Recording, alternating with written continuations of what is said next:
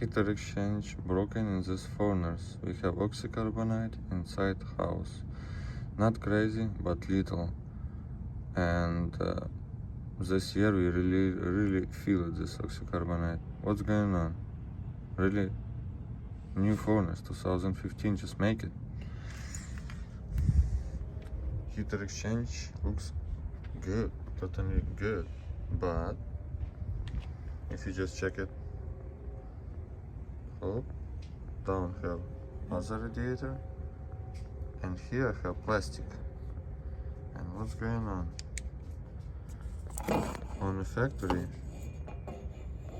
people use it some not correct screw. And this is screw make hole in my plastic. They make it hole, two hole.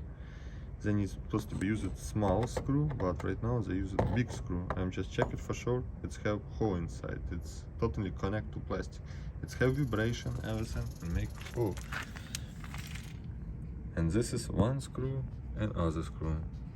Then it's supposed to be used small screw, but in my case, some guy used big screw and make hole in heater exchange.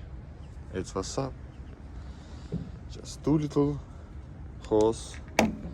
It's all time working, all time shaking, and make right now big hole after 6 years or 5 years how it's furnace working. Question: what to do? I right now have other company who installed new furnace. This for this brand like that.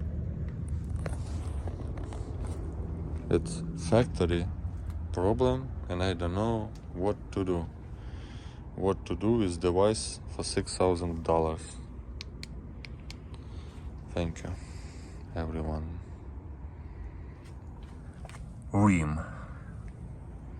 And this is dude who make it this job. He probably make it at least 25 furnaces per day. I don't know how long this guy be shift who install it. This is, I don't know what the heck is that, some valves. Crazy, just two screws not correct, and you everything fuck up. Thank you.